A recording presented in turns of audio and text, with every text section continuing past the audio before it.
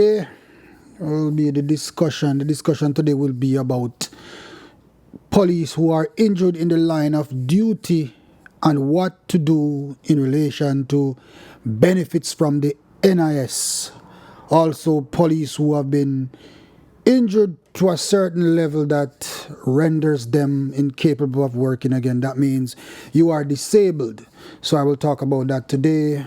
Open your ears and listen carefully because it affects all members of the Jamaica Constabulary Force. Now, the first thing that we are going to discuss today is that whenever you have been shot and injured in the line of duty, the first thing that you need to know, you need to make sure that your injuries are reported promptly to the NIS office. Yes, reported promptly to the NIS office. Because when you're injured, the NIS office should have scheduled for us to get some form of salary coverage during the time of injury. So you have to report your injuries to the NIS as soon as possible. Members, listen carefully. If you are so injured that you are bedridden in the hospital or bedridden at home, then you need to know this, that you have to ensure that a family member, your wife, kids, brothers, sisters, know what to do if you are a police officer in case you are injured.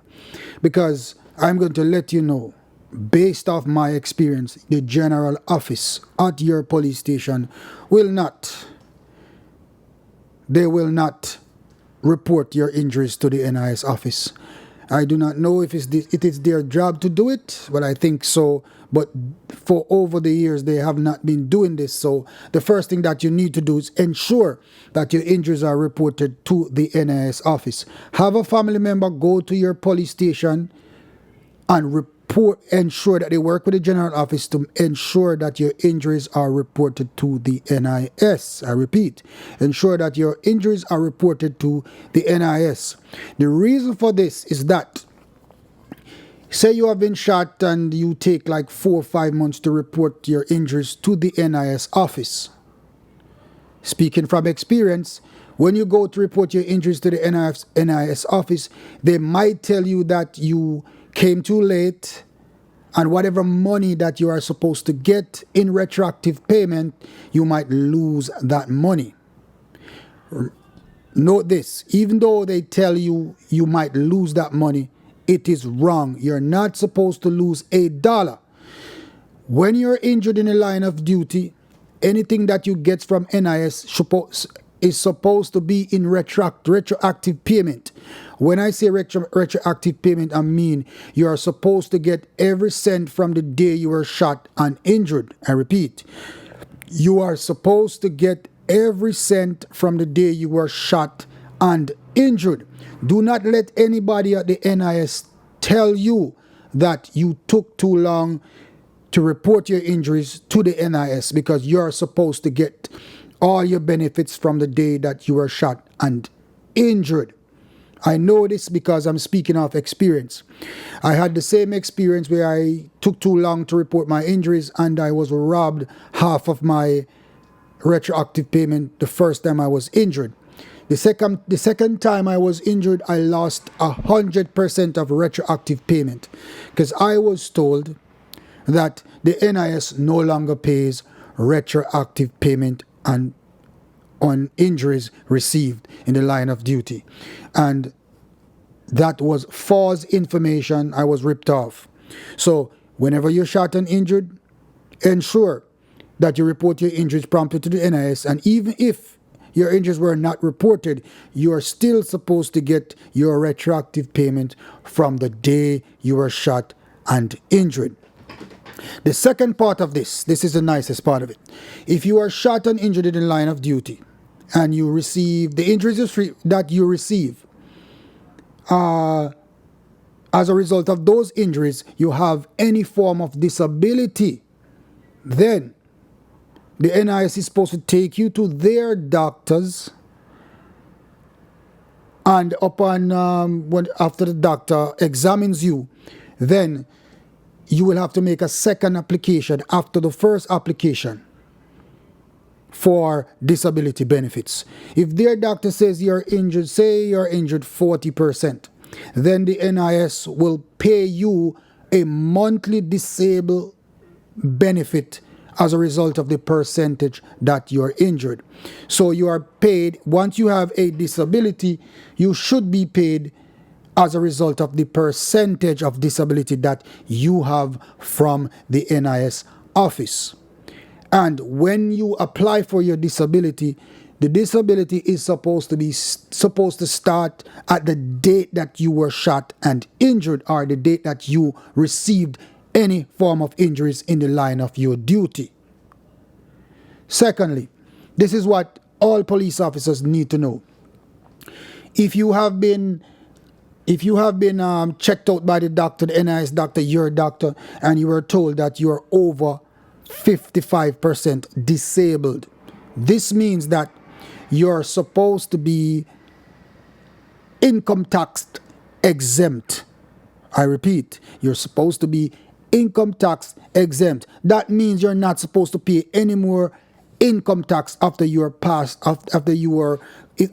has been concluded that you're past 55% disabled.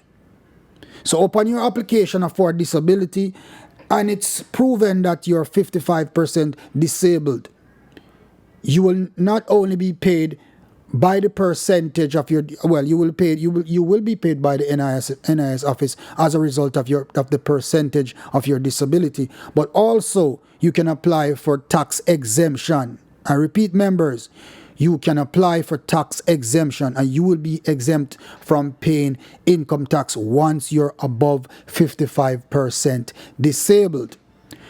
Also, if you are disabled and you're buying a house, you're supposed to get special discounts from the NHT because you are a disabled person. You will be reported as a disabled person, and you can also get a sticker to put in your car so you can park in disabled spots. So, for all the members who have been injured in the line of duty, I will repeat, ensure that if you have any disabilities that you reported to the NIS, you make the relevant applications, and you will be paid for the percentage of disability that you have. And if you pass 55%, you will be taxed exempt. Yes, another thing that I want you guys to know is that if you have been shot and injured some time ago, say 1, 2, 3, 4 years ago, or even more, and you feel that you have some form of disability as a result of the injuries that you had received in the line of your duty, I think it is still possible for you to be examined by the NIS and be paid for the disabilities that you have. So this is my advice to all members of the Jamaica Constabulary Force, that if you have been injured for some time ago and you did not report it to the NIS office, so therefore if you have a disability and you are not receiving any form of disability monthly pension for that disability, please, I'm advising you, go to the NIS office and make an application for them to take you to their doctor and find out how much percentage you are injured. You might even get back the retroactive from the day you were shot and injured. I repeat, you might even get back the retroactive from the day you were shot and injured. Please go to the NIS office. Let them take you to their doctor. Let the doctor conclude whether or not you have a disability. If you do have a disability, then you will be paid a monthly disability pension for those injuries, even though you had received those injuries a long time ago. So, having passed on this information to you guys, I hope that it benefits some members of the force who are disabled and who are not receiving any form of benefits as a result of their injuries in the line of duty. So I hope that today's session helps a member of the Jamaica Constabulary Force. And in recent times, some of our members have been shot and killed in various places, and our members have been injured. And my advice to you, police officers, please stay away from bars. Stay away from bars. Keep yourself safe. Nobody is going to keep you safe. There's no ends. The only ends you have is at your house. Stay away from bars. Do not hang out on any ends. Remember, police officers, we cannot go anywhere. And we cannot live anywhere. So we have to bear those things in mind. My deepest condolences goes out to all the family of the police officers who have died. And it's not a good feeling when a policeman dies, whether on or off the duty.